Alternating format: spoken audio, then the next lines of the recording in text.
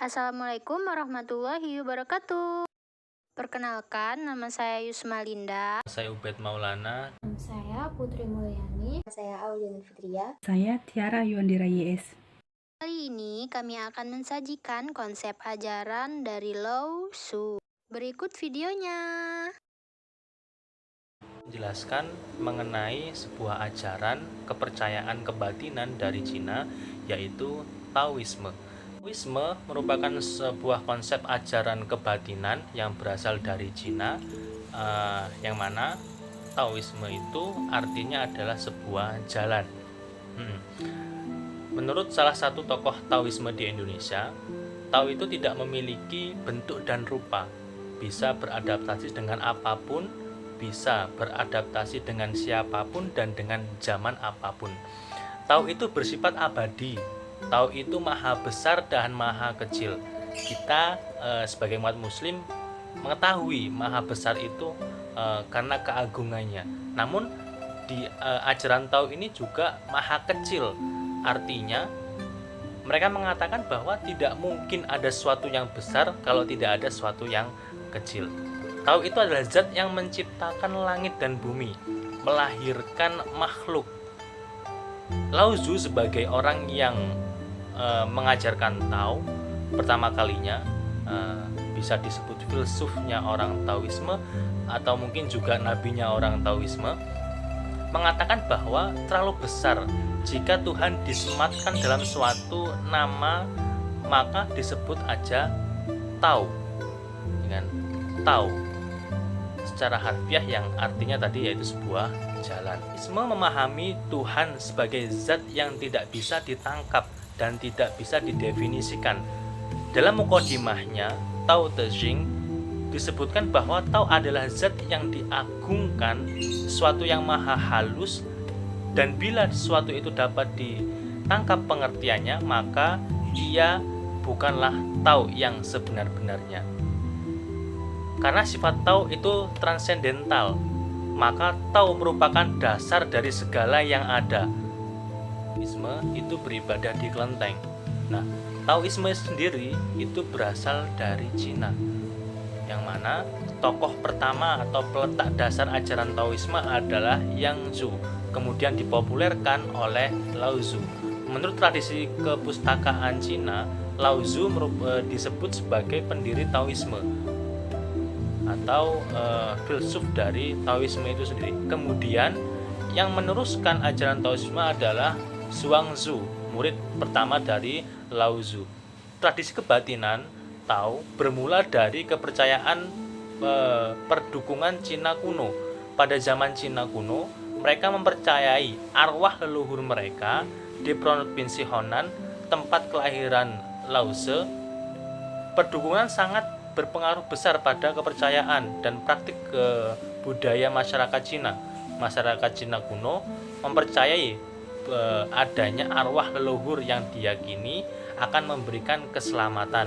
Nah, munculnya kepercayaan Taoisme itu berakar dari keadaan kerajaan Zhou, yaitu pada saat tahun 6 Masehi mengalami kehancuran akibat penyelewengan dan dalam pemerintahan. Kemudian manusia semakin menderita, membuat orang-orang terpelajar kecewa. Kemudian dari sebagian dari mereka hidup menyendiri dan hidup sebagai birawan, lalu mendirikan suatu aliran filsafat yang dikenal dengan nama Taoisme atau Tao Te Ching.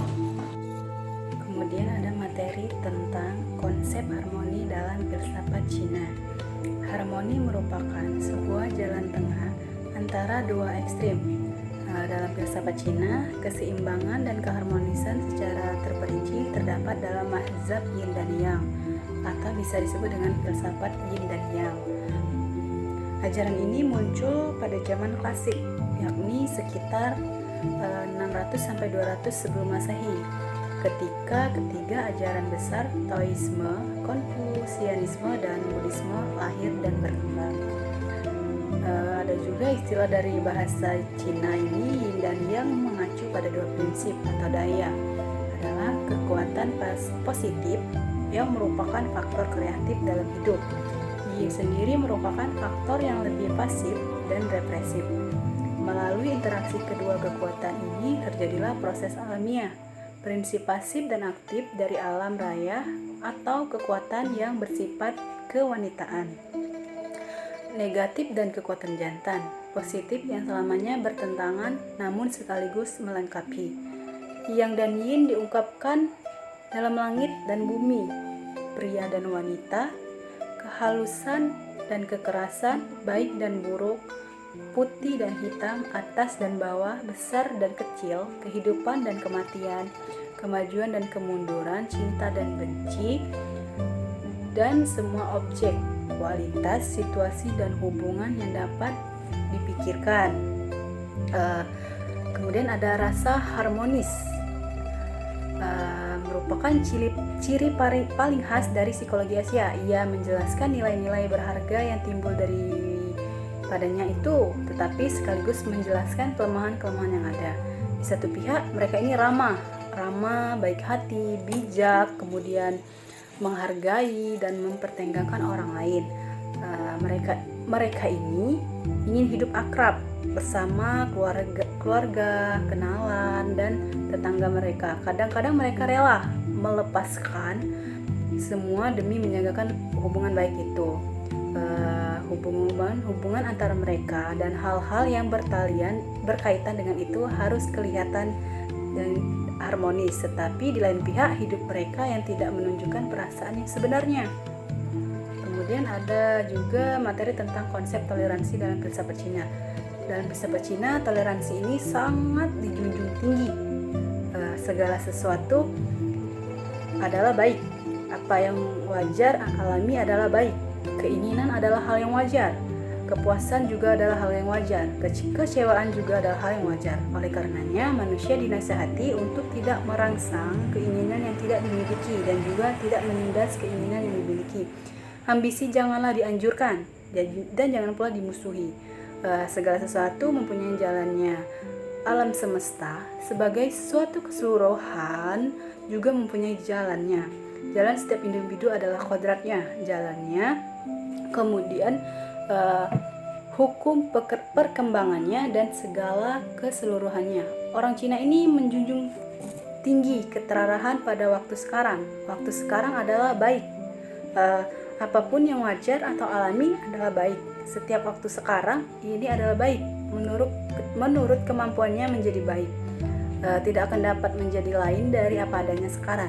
Maka orang-orang harus memiliki waktu sekarang. Kebahagiaan itu selalu ada dalam waktu sekarang.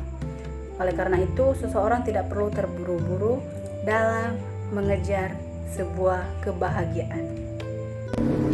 Baik, di sini saya akan menjelaskan dua materi. Yang pertama itu ada konsep perikemanusiaan dalam filsafat Cina, dan yang kedua ada materi tentang Chuangzi. Baik, sekarang kita ke materi pertama dulu, yaitu konsep perikemanusiaan dalam filsafat Cina. Aliran filsafat Cina yang lebih menaruh perhatian pada perikemanusiaan adalah Konfusius. Nah, Konfusius ini ialah seorang guru, budayawan, filsuf, ahli politik, dan pemikir Tiongkok yang abadi. Menurut aliran tersebut, manusia merupakan fungsi dari alam. Artinya, manusia harus berpatokan kepada alam dalam menjalani kehidupan. Tujuan manusia menurut Konfusianisme adalah mencapai keharmonisan ataupun keseimbangan, keharmonisan dengan alam dan juga keharmonisan dengan sesama manusia.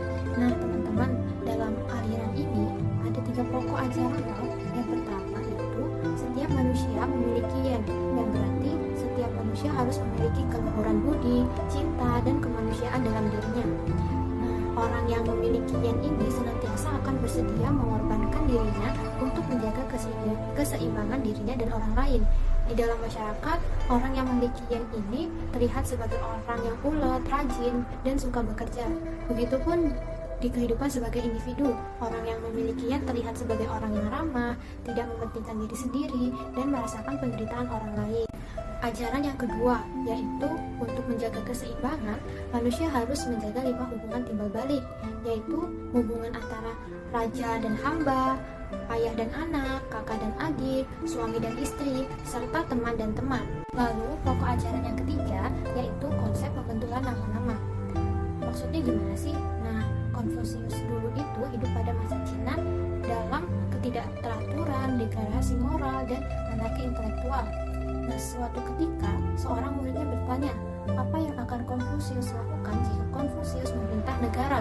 Lalu Konfusius menjawab, hal satu-satunya yang perlu dilakukan adalah pembetulan nama, yaitu seorang penguasa hendaknya bersikap sebagai seorang penguasa, seorang menteri bersikap sebagai seorang menteri, dan seorang bapak bersikap sebagai seorang bapak, dan seorang anak juga harus bersikap sebagai seorang anak. Menurutnya, kekacauan seperti ini menjadi penyebab kekacauan pada negaranya. Baik, selanjutnya di sini saya akan menjelaskan materi mengenai Chuangzi. Chuangzi itu hidup sekitar tahun 369 sampai 286 sebelum Masehi. Teman-teman, Chuangzi ini memiliki 4 pokok pemikiran loh.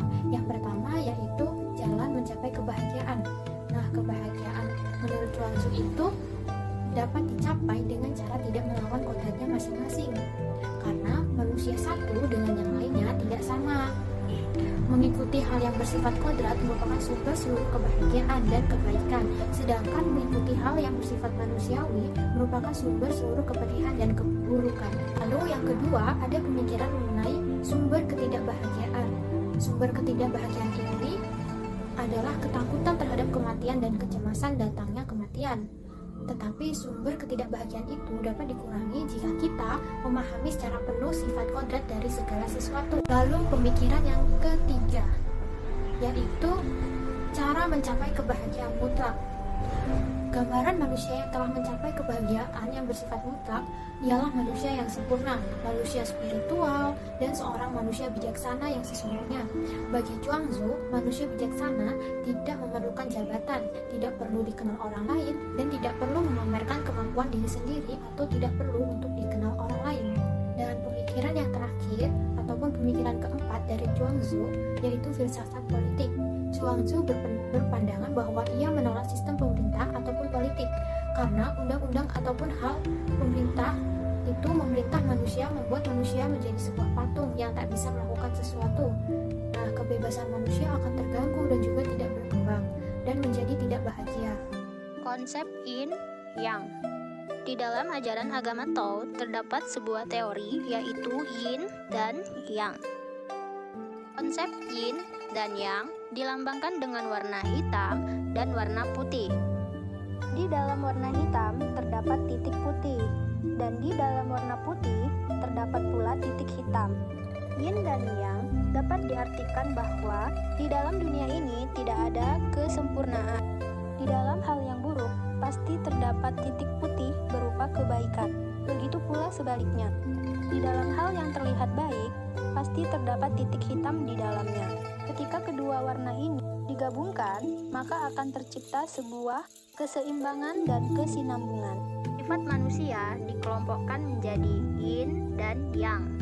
Manusia yang dilambangkan dengan warna putih dengan titik hitam menandakan bahwa manusia ini memiliki sifat yang dominan baik dengan sedikit kekurangan. Ciri khas dari manusia yang memiliki sifat Yang yaitu dia selalu melihat sisi positif dari sebuah lingkungannya. Sedangkan manusia Yin dilambangkan dengan warna hitam dengan sedikit titik putih di dalamnya. Hal ini menunjukkan bahwa manusia dengan sifat ini artinya hanya memiliki sedikit titik putih atau sedikit kebaikan yang terdapat dalam dirinya. Manusia Yin selalu merasa bahwa dirinya baik dan sempurna tanpa menghiraukan warna hitam yang terdapat dalam dirinya yang merugikan orang lain. Manusia Yin sulit untuk menerima kritik dan masukan dari luar, hingga sulit baginya untuk menerima kekurangan dan sulit untuk melakukan perbaikan, atau sering dikenal dengan sebutan Shou Xing Yang Xing. Apabila manusia Yin bertemu dengan manusia Yang, maka manusia Yin hanya akan berfokus pada titik hitam yang dimiliki oleh manusia Yang, tanpa menghiraukan seberapa besar kebaikan yang dimiliki oleh manusia Yang. Di dalam hitam terdapat titik putih. Di dalam kalah ada menang. Di dalam buruk ada baik. Di dalam untung ada pula rugi. Penciptaan segala sesuatu merupakan kerjasama antara dua unsur Yin dan Yang. Maka dapat dikatakan bahwa di balik kejadian buruk pasti akan ada suatu hal yang baik di baliknya. Yin dan Yang adalah suatu filosofi yang bisa dijadikan sebagai gaya hidup. Jika kita mengikuti filosofi Yin dan Yang, maka hidup akan penuh dengan keseimbangan dan kedamaian. Sifat Qingjing Wu Wei adalah suatu sifat dalam ajaran Tao, di mana seseorang dianjurkan untuk melakukan suatu hal demi kepentingan bersama, namun tetap menjaga sikap mental yang tulus tanpa pamrih. Selalu mawas diri untuk mengajak masyarakat agar selalu menjaga keharmonisan masing-masing. Adapun ajaran Wu yaitu sebuah keheningan yang bersifat kreatif. Manusia yang hidup di dunia tidak hanya harus memiliki sifat kreatif, tetapi harus memiliki sifat ketenangan, sejalan dengan ketentuan yang telah ditetapkan dan tidak melawan kodrat yang telah ditentukan. Oke guys, di sini saya akan membahas mengenai ajaran Tao dan kebahagiaan beserta mistisme. Oke, baik, kita akan membahas mengenai ajaran Tao dan kebahagiaan terlebih dahulu. Penggagas pertama dari ajaran Taoisme ini adalah Yang Chu. Nah, kemudian dipopulerkan oleh Lao Tzu, di mana barulah di situ adanya tradisi Cina. Nah, Lao Tzu itu disebutkan sebagai pendiri dari Taoisme. Nah, sumber dari ajaran Tao berasal dari Lao Tzu dengan kitabnya yang cukup terkenal dari ketiga kitab klasiknya. Oke, kita mulai. Dalam ajaran agama Tao terdapat 3 kitab klasik, diantaranya yaitu Tao Te Ching yang pertama, yang kedua ada Chuang Tzu, yang ketiga ada Lieh Tzu. Nah, di mana Tao Te Ching ini adalah kitab yang paling populer, atau bisa disebut kitab yang cukup terkenal. Nah, dalam kitab Tao Te Ching ini juga menjelaskan mengenai teori Yin dan Yang, yang menyebabkan terjadinya sesuatu di dunia ini, yang salah satunya merupakan energi kehidupan yang dapat menyebabkan semua makhluk hidup itu dapat bergerak atau dapat hidup. Oke, kita akan mulai, tapi kita akan menjelaskan mengenai apa itu Tao. Jadi istilah secara harfiah, Tao itu merupakan jalan atau satu cara bertindak. Nah, menurut buku dengan judul Mengenal Lebih Dekat Agama Tao yang diciptakan oleh M. Iksan Tanggok, itu menyebutkan bahwa istilah ini digunakan sebagai pengertian kefilsafatan yang mencerminkan cara berperilaku yang benar dalam bidang moral, sosial, maupun politik. Nah, dalam Taoisme, Wu Wei adalah tujuan utama. Ia merupakan kebahagiaan tertinggi. Secara harfiah, Wu Wei itu berarti tidak berbuat apa-apa. Akan tetapi, bukan berarti tidak melakukan apa-apa. Semisal, kalau lapar ya pergi makan. Tidak harus berpura-pura masih kenyang ataupun masih kuat untuk menahan lapar. Untuk mencari kebahagiaan dalam Wu Wei adalah menikmati prosesnya. Terdapat tokoh dalam ajaran agama Taoisme yaitu Chuang Tzu, di mana Chuang Tzu ini lebih menekankan pada epistemologi mistik yang berkaitan dengan bagaimana dapat mengenal Tao sehingga dapat seirama dengan Tao sebagai jalan hidupnya. Nah, Taoisme merupakan mistisme, dan mistisme adalah sebuah ajaran yang pengetahuannya dapat diperoleh hanya dengan pengalaman langsung. Epistemologi mistik Chuang Tzu adalah intuisi atau sudut pandang Tao sebagai metode mistiknya untuk dapat sampai pada sudut pandang Tao. Akan tetapi, meditasi sendiri sebenarnya tidak menjamin seseorang untuk meraih penglihatan intuitif tersebut, karena menurutnya hal ini adalah pemberian dari Tao. Meditasi merupakan sebagai metode yang dilakukan secara sadar, hanya suatu cara terdekat untuk mencapai Tao. Ketika sudut pandang Tao sudah diraih, maka seseorang akan melihat segala sesuatu dengan apa adanya dan bertindak atas segala sesuatu sesuai dengan adanya, sehingga harmoni dalam menjalankan hidup dapat dicapai dengan mudah.